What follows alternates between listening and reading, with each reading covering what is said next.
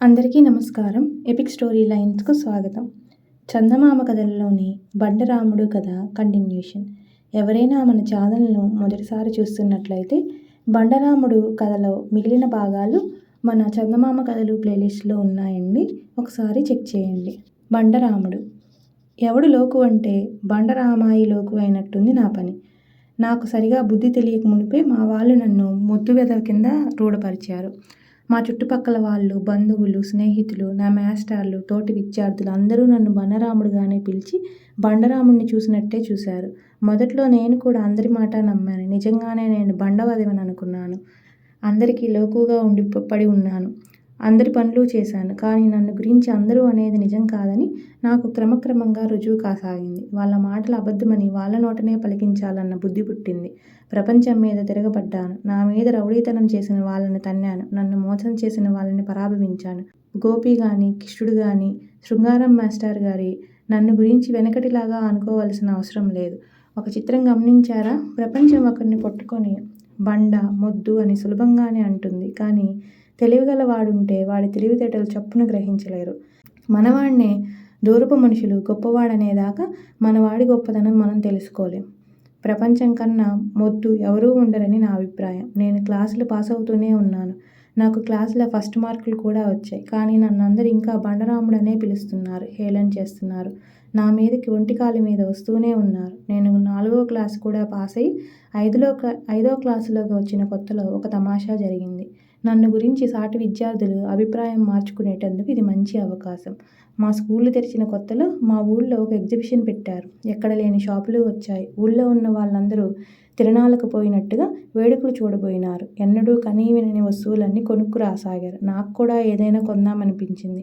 కానీ రూపాయో 2 రూపాయలో లేకుండా కొనడానికి ఏముంటుంది? ఉన్న షాపులన్నీ చూసి అయినా సంతోషిద్దామని నేను ఒకరిద్దరు స్నేహితులు కలిసి ఎగ్జిబిషన్కి బయలుదేరాం. షాపులన్నీ చూస్తూ వెళ్ళాం. అక్కడ ఒక షాపులో ఒక మంచి చాకు కనిపించింది.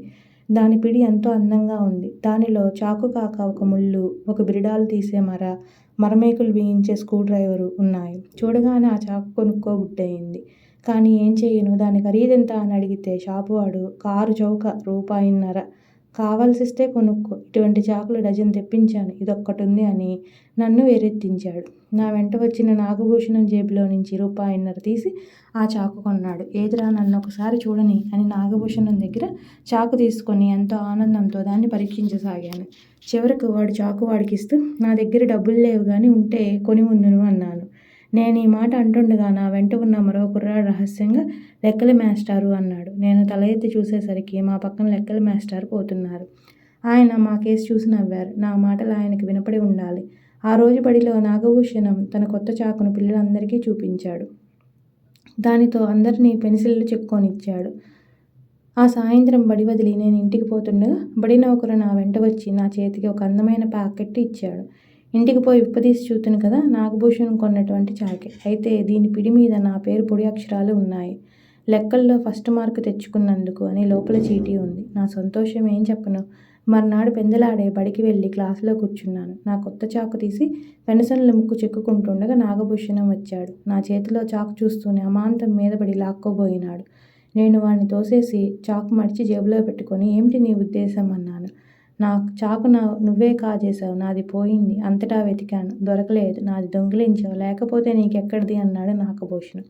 ఇది నాకు బహుమానం, నీది పారేసుకుంటే దానికి నన్నేం చేయమంటావు అన్నాను. నాగభూషణం నన్ను నానా మాటలు అని మీద పడ్డాడు.